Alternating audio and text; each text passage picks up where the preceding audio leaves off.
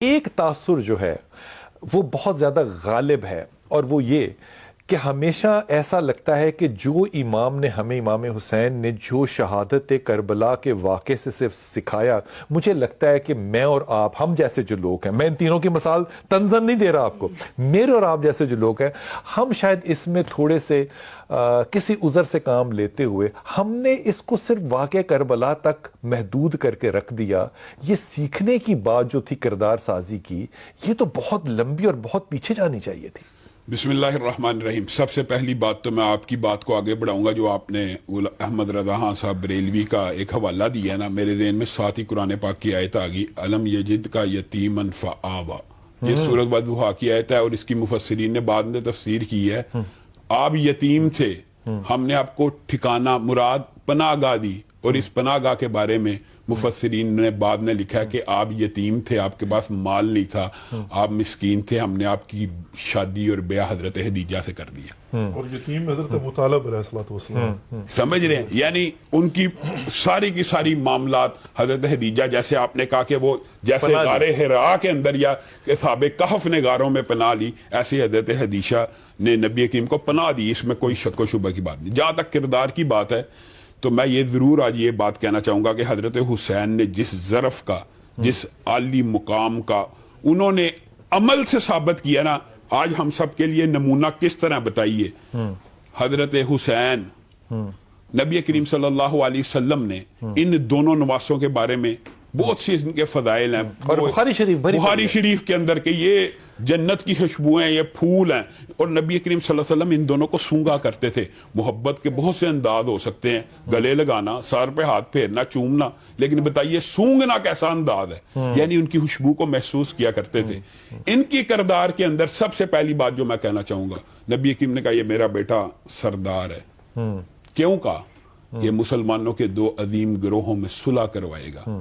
آج ہم اگرچہ مسالک کے اختلاف کے باوجود اکٹھے بیٹھے ہیں، اگر ہم یہ عملی کردار اپنا لیں، حضرت حسن کا، حضرت حسین کا صلح ہو گئی تھی، تو ہمیں بھی صلح کر لینی چاہیے۔ اگر ہمارے سرداروں نے صلح کر لی ہے تو ہمیں صلح کرنے میں کیا بات ہے، کیا بات ہے، کیا بات ہے، کیا بات ہے۔ میں بات بتا، شیرازی صاحب بڑی ایمانداری سے، وہ جو علامہ صاحب بند ہے، اس سے فرق نہیں پڑتا، وہاں جا کے آپ کو اگر کچھ اور بھی نانا نصیب ہو تو اتحاد مسلمین کا آپ کو علم نظر آتا ہے۔ ایک عربی کا شعر ہے، حججتا ولو انک ما تحج، حج تو آپ نے کر لیا، لیکن کاش کہ آپ حج نہ کرتے، کہ ہزاروں گناہوں کے ساتھ گئے تھے اور اسی طرح واپس آگے، حج کا کیا فائدہ؟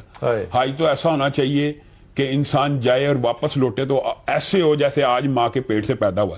میں ان ساری محبتوں کے اندر حضرت علی کا کچھ تذکرہ ضرور کرنا چاہتا ہوں۔ ویسے بھی لازم ہے دل کے پاس رہے پاسبان عقل، لیکن کبھی کبھی اسے تنہا بھی چھوڑ دو۔ اچھا، تنہا چھوڑنے والا میں ابھی ذکر کروں گا، یہ تنہا بھی میں چھوڑتا ہوں۔ ہاں جی جی، حضرت علی کی نبی محترم کے ساتھ جو محبت ہے نا، یہ ساری محبتیں جو اگلی نسل میں منتقل ہوئی ہیں، یہ اس کا ابتدائیہ اور دباچہ حضرت علی اور نبی کریم کی محبت ہے۔ بے شک حضرت علی خود بیان کرتے ہیں خود کہ میں نبی محترم کے آگے پیچھے بچپن میں ایسے پھرا کرتا تھا جس طرح اونٹنی کا بچہ اونٹنی کے ارد گرد۔ کیا مثال ہے، واہ واہ واہ واہ واہ۔ یعنی جس طرح آپ نے اونٹنی کے بچے کے اندر، جو صحرائی لوگ ہیں وہ اس مثال کو سمجھ سکتے ہیں بڑی آسانی سے، وجہ اونٹنی کا بچہ بہت بے چین ہو جاتا ہے اونٹنی کے بغیر۔ حضرت علی نے اپنی مثال اس کے ساتھ دیا، اور نبی کریم کی محبت سنیں۔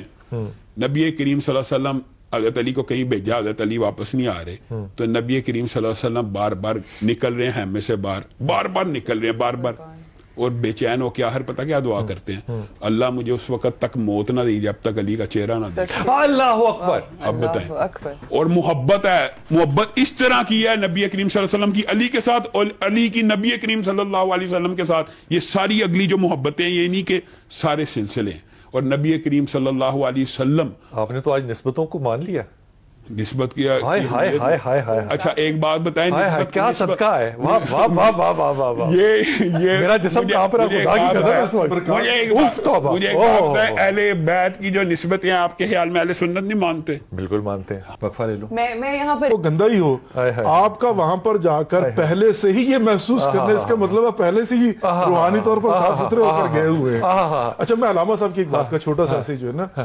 دیکھیں ازواج مطہرات کے متعلق جیسے بی بی عروج نے بھی جو ہے نا یہ کہا ہے، ہم لوگ جو ہے استغفر اللہ ربی و توب لی، ان کی بے احترامی نہیں کرتے، اختلاف رائے اپنی جگہ پر ہے بہترام لیکن نہیں۔ کبھی نہیں کر سکتے، سوچ بھی نہیں سکتا کوئی شخص نا، بے شک کوئی جاہل ہوگا وَإِلَّا جو ہے امہات المومنین جن کو اللہ سبحانہ وتعالی نے قرآن پاک میرے کے خیال اندر میں کہا یہ ہو بحثوں کا حصہ ہونا بھی نہیں چاہیے۔ جزاکم اللہ خیر، یہ بڑی زبردست گفتگو کر رہے حصہ ہونا بھی ہیں۔ نہیں چاہیے۔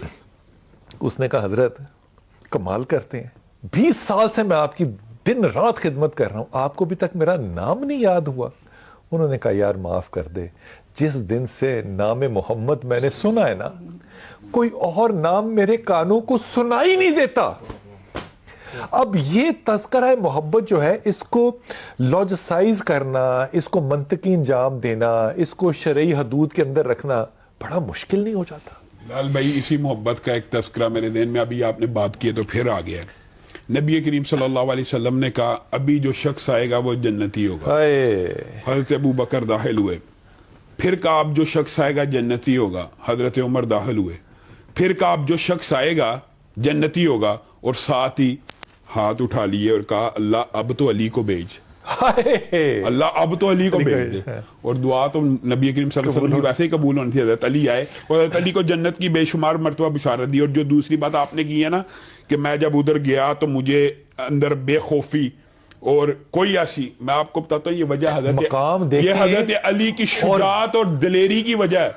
حضرت علی کے سامنے مرحب نے جب یہ شعر پڑھا نا کہ میں مرحب ہوں قد علمت خیبر انی مرحب شاہ کی سلاح کیوں لڑنے آیا تو شاہ کی سلاح، میں سارا خیبر جانتا میں مرحب ہوں اور میں شاہ کی سلاح ہوں بطل مجرب ہوں۔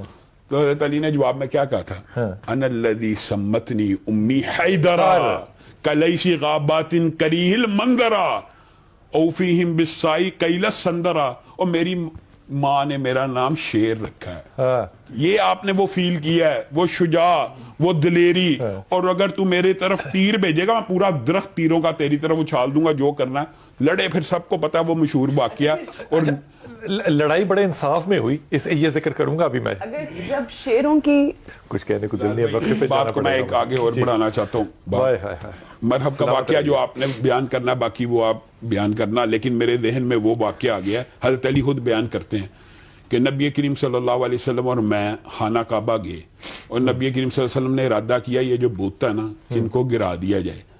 تو نبی کریم صلی اللہ علیہ وسلم نے کہا کہ ذرا علی بیٹھنا، میں تیرے اوپر کھڑا ہونا چاہتا ہوں۔ تو نبی کریم نے جب میرے پہ پاؤں رکھا تو مجھے ایسا محسوس ہوا کہ میرا جسم ان کا بوجھ، کیونکہ بارے نبوت بھی تھا، اٹھانے سے قاصر ہے۔ تو نبی کریم نے اس بات کو فیل کیا اور مسکرانا شروع ہو گئے اور کہا علی، اور یہ اعزاز علی بھی ہے، تو میرے کندھے پہ کھڑا ہو جا۔ اللہ سبحان اللہ۔ اور حضرت علی خود بیان کرتے ہیں، صحیح روایات کے اندر ہے کہ میں نبی کریم صلی اللہ علیہ وسلم کے کندھے کے اوپر تو کھڑا ہوا تھا بت توڑنے، لیکن مجھے ایسا فیل ہوا میں اتنا اونچا ہو گیا ہوں کہ اگر آسمان سے کوئی تارا توڑنا چاہوں تو توڑ کے کیا بات ہے یار، کیا بات ہے، کیا اور بات پھر ہے، بت کو کیا ٹھوکر لگائی، وہ کرچی کرچی ہو گیا۔ یہ یعنی کندھے کے آپ کا کچھ بھی کہنا بنتا نہیں ہے، واپس آتے وہ ہے در حقیقت جو اپنے کردار کو جملہ میں یہ کہنا چاہتا ہوں، صرف ایک جملہ ہی کہوں گا۔ یہ جو محبت کی آپ نے بات کی ہے نا، تو یہ تو نبی کریم صلی اللہ علیہ وسلم کی صحیح حدیث ہے کہ نبی کریم صلی اللہ علیہ وسلم نے خیبر کے موقع کے اوپر صرف یہ نہیں تھا کہا میں کل اس کو رائے علم دوں گا، صرف یہ نہیں تھا کہا کہ جو اللہ اور اس کے رسول سے محبت کرتا ہے، بلکہ کیا کہا تھا؟ جس سے اللہ اور اس کا رسول محبت کرتا ہے۔ اب بتائیں اگر سنت الہی اور سنت رسول علی سے محبت تو آپ کا ہاں میں آپ کے قربان جاؤں، کیا خوبصورت جملہ کہہ دیا، نعرہ حیدری بنتا ہے۔ واہ واہ واہ واہ واہ واہ واہ واہ واہ واہ۔ حضور وہ جو لوگوں میں اپنے نبی کے کوچے میں چلتا ہی گیا، چلتا ہی گیا میں